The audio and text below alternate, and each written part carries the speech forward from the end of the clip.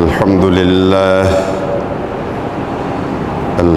لله نحمده ونستعينه ونستغفره ونؤمن به ونتوكل عليه ونعوذ بالله من شرور أنفسنا ومن سيئات أعمالنا من يهده الله فلا مضل له ومن يضلل فلن تجد له وليا مرشدا وأشهد أن لا إله إلا الله وحده لا شريك له وأشهد أن سيدنا وسندنا وحبيبنا وشفيعنا ومولانا ونبينا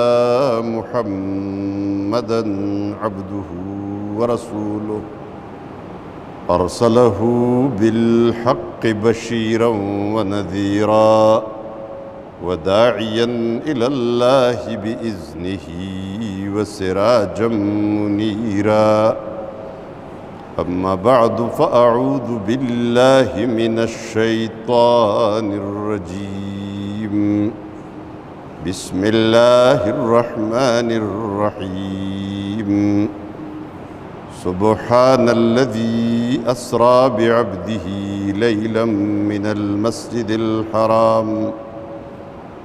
المسجد الحرام إلى المسجد الأقصى الذي باركنا حوله لنريه من آياتنا إنه هو السميع البصير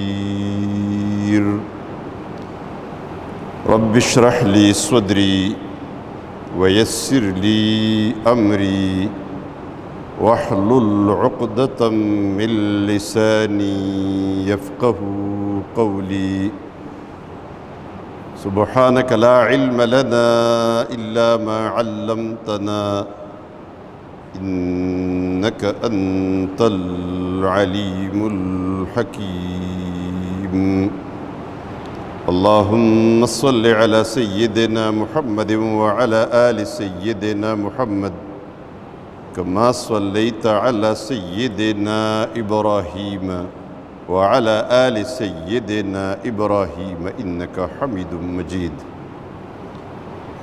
دیر محترمو او عزت مندو مشرانو همزولو او کشران رونو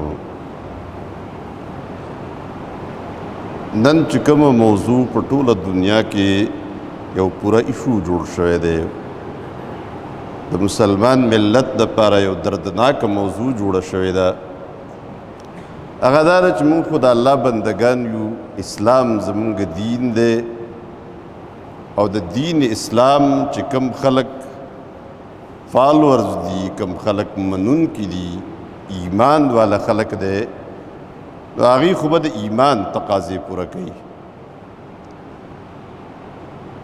او دا خبره چې کوم نن سبا زموږ سکالران او دانشوران کوي چې په دنیا کې څومره دین د سره دی بس د دې حفاظت کوه او دا خبره کوي چې دا د مسلمانانو لویه غلط فهمي ده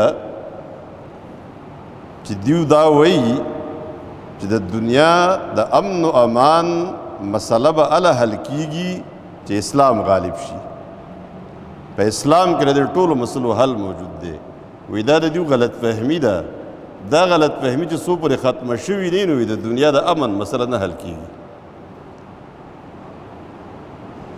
دا ډېر لوی لوی خلک پای کې یو زموږ حضرت جاوید غامدي دی چې هغه به بانګې دول دا خبره کوي چې د دنیا د امن مسله به هله حل کیږي چې د مسلمانانو دا غلط فهمي ختمه شي چې دوی وایي چې اسلام کله غالب شي او اسلام مکمل نافذ شي نو هله به مسله حل کیږي دا غلط فهمي ده حالانکه لږ ونې په قرآن کریم کې غور وکړي نو د ده د سوال جواب به خپله میلاو شي د حجۃ الوداع په موقع باندې الله تبارک وتعالی وحی نازل کړه. نو څه وحی وه؟ اليوم اکملت لکم دینکم واتممت علیکم نعمتی ورضیت لکم الاسلام دینا. نن ورځ ما ستاسو دین ستاسو لپاره مکمل کو. یعنی هغه دین چې کوم د آدم علیه السلام نه شروع شوی او د علاقو د کموالي او د انسانانو د کمی په وجه باندې محدود علاقې ته محدود قوانین نازلېده او بیا دنیا غټېده، قوانین ډېرېدل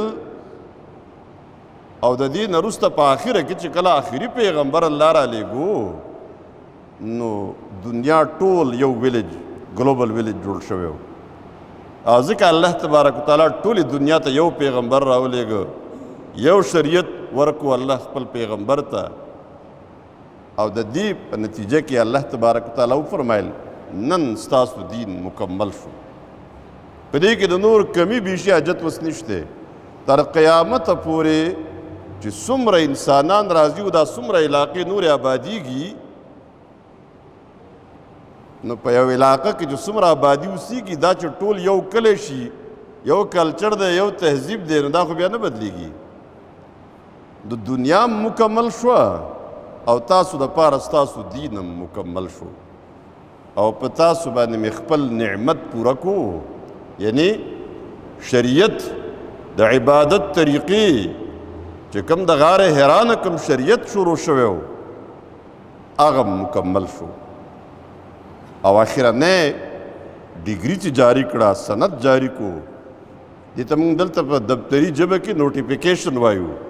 دا ټول هر څه روان اخره کې نوټیفیکیشن وشي، بس دا یو قانون دی. اوس ورضیت لکم الاسلام دینا، او تاسو دپاره مې اسلام به حیثیت دین، به حیثیت نظام زندگی غوره کو. نو دین اسلام چې مکمل شو نو دا دنیا د الله ده او قانون به د چا چلیږي؟ د الله به چلیږي. نو د الله قانون د جاوید غامدي او د هغې په شان چې نور کم فضولګو خلک دی، دې ته فضولګو وایي، دا هغه خلک دی چې د مسلمانانو عام مسلمانانو په زړونو کې د اسلام په باره کې شبهات پیدا کوي. د اسلام چې کوم بنیادي قوانین دي، اسلام خو د غلبې دپاره راغلی. اسلام په دنیا کې د دنیا د ټولو مسلو د حل دپاره راغلی. تاسو د دنیا ټول قوانین وازمایل، چړته هم پکې څه حل پیدا کړو، د دنیا مسله هم حل کړه. د کرپشن دپاره چې څومره قوانین په دنیا کې نافذ کړه، کرپشن هم ختم کو. د ظلم د ختمولو دپاره چې څومره قوانین تاسو جوړ کړل، تاسو ظلم ختم کو. تاسو بدکاری، بد اخلاقی، بدتمیزی چې څومره سره ختم هم کړه. د دې ټولو حل دا د اسلام دعوا ده، دا د الله د قرآن دعوا ده چې اسلام غالب شي نو مسلې به ټولې حل وي. تاسو چې شمار کوئ د نبی کریم صلی الله علیه و آله وسلم په ژوند کې څومره عدالتي فیصلې شوي دي، یعنې څومره جرمونه شوي چې عدالت ته کیس راغلی دی. تاسو نن د پیښور د های کورټ او د سیشن کورټ په یو عدالت کې چې په سوونو ججان ناست دي، په یو عدالت کې په سوونو کیسونه نه په زرګونو پراته دي، او کېدای شي نن چې ججانو ته څومره کیسونه پراته نو هغه په سوونو وي. لیکن په ټول د ریاست مدینه د نبی کریم صلی الله علیه وسلم په ریاست کې چې کوم دور د 10 کالو تېر شوی دی، د 500 نه زیات مسلې به پیدا نه کړي چې راغلي دي او فیصلې رسول الله صلی الله علیه وسلم کړي دي. دیو جن اسلام سره حل ور سره دی. اسلام د یو قانون او د یو نظام د ختمولو دعوام کوي، لیکن ورسره د یو صالح نظام حلم پیش کوي، یو نقشم پیش کوي. نو اسلام د غلبې دپاره راغلی. هم اسلام چې غالب شي مسلې به حل کېږي. او تاریخ موجود دی د خلفای راشدینو، امن مسله به څنګه حل کیږي؟ په ځنګل کې یو سړي یو چرواها خپلې ګړې بيزې سره یي او اچانک چې خیال شو نو یو شرمخ راغی نه بیړیا لیوه شرمخ راغی او په ریوړ باندې حمله وکړه یو ګړی ماته کړه ویې تښتوله. هغه چې کوم شپونکی و که نه چرواها هغه چغه کړه وی عمر وفات شو. چا ورته ته څه خبرې عمر وفات شو؟ وی چې عمر ژوندی و نو د دې شرمخ دا جرأت نه و چې زما په دې ریوړ باندې حمله کړی وی. دا د اسلام نظام عدل چې د ځنګل ځناور هم بیا پابند دي. نو دا د الله ځمکه او د الله د دین اسلام دپاره ده. په څوک چې د الله د دین او د الله د پیغمبر تابع دی نو هغه د دې ځمکې وارث دی حقیقي. زموږ د فلسطین مسله واضح مسله ده. بیت المقدس او دا ارض مبارک دا د چا وه؟ دا د الله د بندگانو وه. زرګونو انبیا دلته مبعوث شوي دي ځکه دې ته الله مبارکه ځمکه ویلې ده.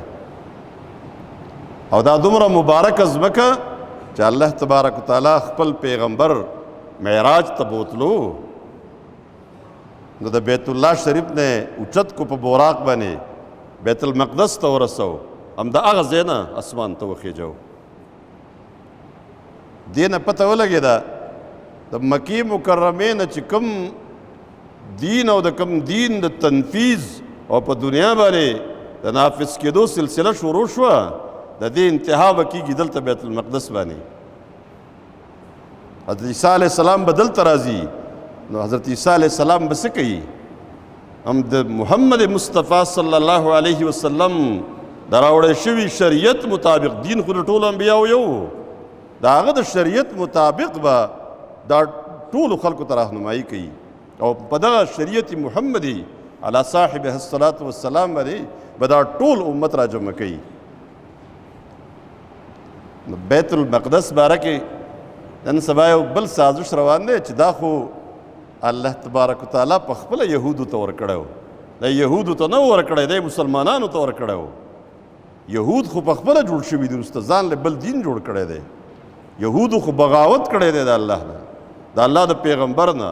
دیو د پیغمبرانو انکار کړی دی په هغې باندې کافر شوي دي. د موسی علیه السلام نه وروسته دیو د انبیاو منکر دي. دیو د حضرت عیسی علیه السلام نه انکار کړی په هغې نتیجه کې دیو ته مسلمان نشي ویلی ځکه دیو ځان ته یهود ویلی او یهود دي وسي به.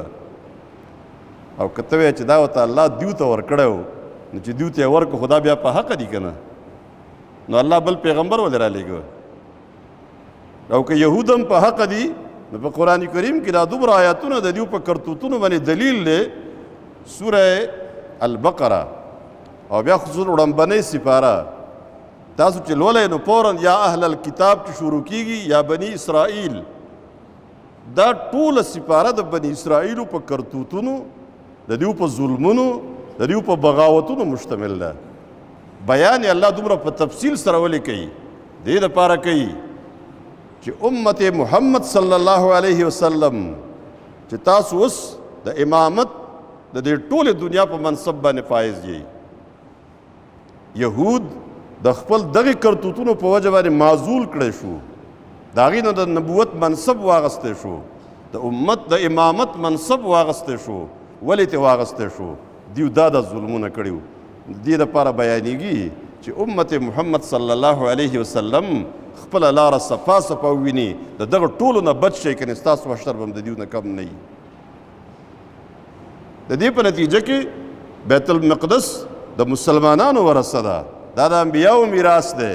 دا به پاتې کېږي مؤمنانو ته مسلمانانو ته نه باغیانو ته. د دې باندې حق د نبی کریم صلی الله علیه وسلم او د هغه د امت دی.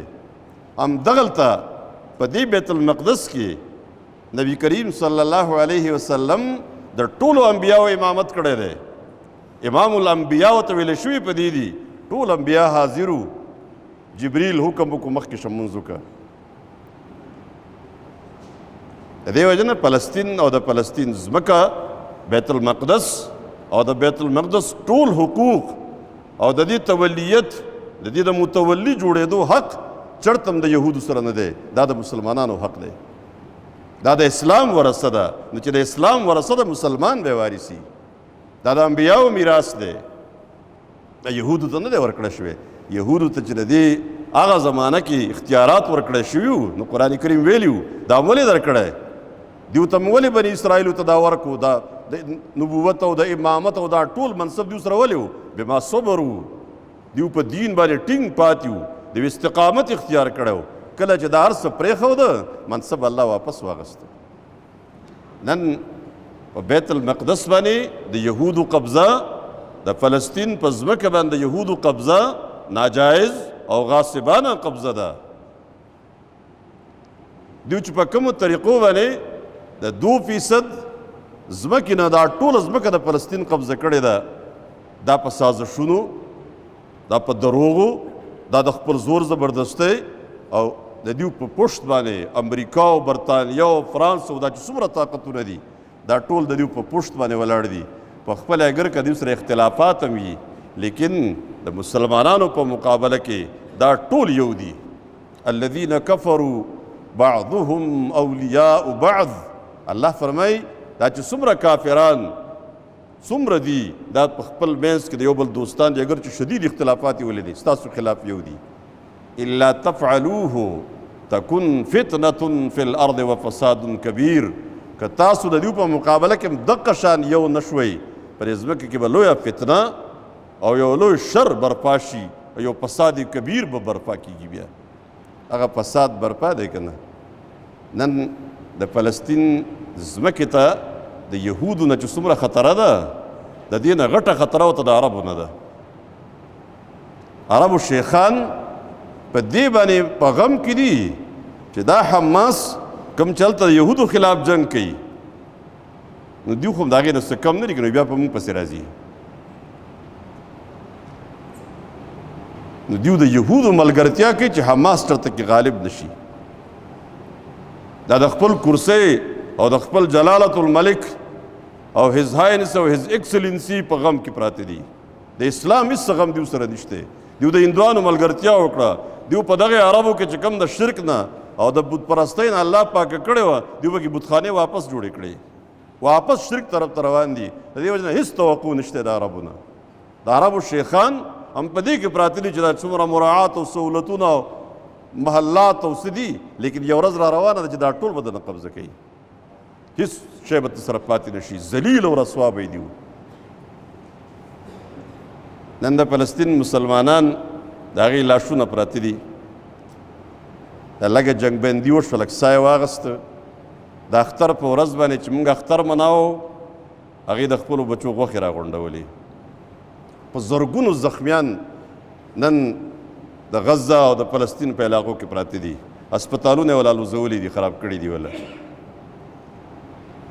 د دې ځای نه د دې ټول امت د طرف نه په نمایندګۍ باندې هغه د OIC اجلاس شو. ما په تېره شوي جمعه تاسو ته ذکر کړی چې موږ وی صرف فنډ قایمول ګوره ستاسو کار نه دی، د فلسطینیان د ظلم نه آزاد کوي، بچ کوي. دیو هغه فنډ هم قایم نه کو تر اوسه پورې د دې امت د سربراهانو د طرف نه، د حکومتونو د طرف نه هېڅ داسې شی مدد هلته نه دی روان او څوک اواز هم نه اوچتوي، څوک مذمت هم نه کوي. لیکن د ټولې دنیا مسلمان ملت خو بیدار دی دې ته که دې نه پته لګي چې د مسلمانانو ملکونو سربراهان دا د مسلمان ملت نمایندګان نه دي، دا د امریکې ایجنټان دي. که دا د امت نمایندګان شو بیا به مسله حلي. یو څو کروڑه خلک په لکونو تعداد کې خلک او اربونه ته یریږي ته به حیران شي. دا ملت خو داسې اوده نه دی چې دا به همدغه شان ظلمونه کېږي او دا به داسې ناست دي. د دې وجې نه په دې موقع باندې دوه کارونه زمونږ د کولو دي. خلک وایي که نه تا تقریرونه خو سره ډېر کې مونږ څه وکړو؟ دوه کارونه کول دي. یو د فلسطین په حمایت کې د مسلمانانو د یهودو خلاف آواز اوچتول دي. نن میډیا ده دا ټول مظاهرې او جلوسونه څه چې د دیو په خلاف دي دا ټولې دنیا ته رسي چې دا کافران او ظالمان هم د دې آواز په نتیجه کې چې امت مسلمه آواز اوچت کو دیو دې ته مجبور شو چې جنگ بندي وکړي که د دیو خو داسې په بې دردۍ باندې بمبارۍ شروع کړې وي داسې په بې دردۍ چې بس د یو څو ورځو خبره ده هر څه به ختم وي دا آواز اوچتول ډېر ضروري دي دا جلوس او مظاهره چې نن دلته کیږي دا یوازې دلته نه کیږي دا د ټولې دنیا چې کوم کفري طاقتونه دي هغې ته رسي د هغې یو جواب دی دا بنیادي خبره بنیادي ضرورت دی د دې وجه نه دلته په 30 مارچ باندې پیښور کې د جماعت اسلامي زیر اهتمام دی لیکن دا د جماعت اسلامي مسله خو نه ده لیکن کم کار کې چې کوي او په داسې طریقه باندې دا دینی جماعتونه موږ د هغې ذمه داري ده لیکن دا د دیني جماعتونه نه دا نور څه بېدینه خو نه یې که نه پیپلز پارټي او مسلم لیګ او څه چې دي دا د ټول د مسلمان ملت ذمه داري ده لږ ونه ایمان هم په چا کې ورپکې نو راوځي به یو چغه به وهي په 30 مارچ باندې په جي ټي روډ باندې په دې مظاهره کې شرکت مازدیګر وخت دی د 5 نواله تر د 7 بجو پورې ورڅه ختمې مظاهره به شوي لیکن خپل سر په دې کې شاملول او په دې کې ځان شاملول چې زه د فلسطین د مسلمانانو دپاره ما آواز اوچت کو زما هم دومره حق کار و دومره ذمهداري مې وه دومره وس مې و دې ځای نه لاړم هلته په ګرمۍ کې خوله مې توی کړه او دا آواز مې اوچت کو چې ټولې دنیا ته پته ولګي موږ د فلسطین د مسلمانانو سره د یهودو ملګري نه یو او دویم کار خپل مال لګول دي ډېره ګرانه غونې خبره ده فلسطین ته پیسې رسول مدد رسول لیکن دا به تېره شوې هفته کې تاسو ته په پته لګېدلي زموږ الخدمت فاونډیشن د ترکي د یو ادارې حیرات په مدد باندې باقاعده په خپله د خپل کارکنانو په ذریعه باندې د فلسطین دې مظلوم ملت ته خپل مدد رسولی دی یو پیسه چې دلته جمع کېږي نو اگر چې دا دغه ځای لپاره ډېرې لږې دي زموږ 100 روپۍ هلته کې ډېر معمولي شی دی زموږ 100 روپۍ هم هلته معمولي غونې څیز دی بیا ګراني مهنګایي بیا سامان هلته رسول نو هغه ترک اداره او الخدمت دواړه په یو ځای باقاعده پر سخت حالاتو کې مدد رسوي نو د هغې د طرف نه اپیل دی چې تاسو مالی مدد موږ ته راورسوئ او د مالی مدد رسولو دپاره دلته د پاکستان نه د الخدمت فاونډیشن نه بغیر بل هېڅ اداره نشته بعضې خلک وایي تاسو سفارتخانې ته ولې نه وایي د فلسطین سفارتخانه هم چې د چا په اختیار کې د هغه ډېر بې اعتماده خلک دی بې اعتباره خلک دی د دې وجې نه زموږ کارکنان خپل هلته چې رسي نن باقاعده د چندې اپیل کړی دی هغوی د ټول جوماتونو کې په هر ځای کې تاسو دې جومات د مونځ نه پس وځئ د الخدمت فاونډیشن کارکنان به دواړو دروازو باندې ولاړي چې دې جب کې هم څومره صحیح نو دا ورکوي چاته چې بچي زخمیان پراته دي چاته چې کونډې ناستې دي چاته چې شهیدان پراته دي د چا بچي چې شهیدان شوي دي او څوک په وینو کې پراته دي زموږ 100 روپۍ او 10,000 روپۍ هېڅ په درد نه خوري ګورئ د زړه د اخلاصه مدد وکئ د زړه د اخلاصه خپل تعاون پیش کړئ او د هغې خلاف هر څوک چې د فلسطین دپاره راوځي دا ما د جماعت اسلامي د طرف نه اعلان وکړو په 30 مئی باندې د اتوار په ورځ مازدیګر 5 بجې لیکن په هر مظاهره او هر ځای چې د فلسطین دپاره شرکت کوئ خپل ځان شاملوئ ما دا کار وکړو ما دا خدمت وکړو دومره منډه مې وویله دا دواړه کارونه زموږ د کولو دي پیسې خو چې نن هم ورکوئ چې بیا هم تاسو دلته جمع کوئ هغوی ته به رسي انشاءالله نن خو موږ اعلان وکړو د هغې کارکنان به هم راغلي لیکن د دې جومات نه په ټوله دنیا کې چې چرته هم داسې څه مسله راځي په ټوله دنیا کې موږ دلته اعلان کوو او باقاعده زه په خپل یقین دهانۍ سره یعنې په خپله تسلۍ نه پس بیا اعلان کوم او د اعلان نه پس چې هغه څه پیسې جمع کېږي هم په هغه لار باندې موږ هلته رسو خپله دا یقیني کوو او د دې جومات برخه ده د ټولې دنیا په کوم ځای کې غمځپلي دردمند دي موږ چېرته لاره پیدا کړې نو ما دلته اعلان کړی دی او ستاسو مدد هغې ته رسېدلی دی ګوره د دنیا د هر مظلوم سره د مسجد اقصی او د دې افایو د جومات مدد او د دې مال د دنیا په ګوټ ګوټ کې چې کوم ځای کې څه مسله راپېښېږي نو هغې ته دا مدد رسي الله تبارک وتعالی دې موږ ټولو د دې د عملي کولو توفیق راکړي اقول قولي هذا واستغفر الله لي ولكم ولسائر المؤمنين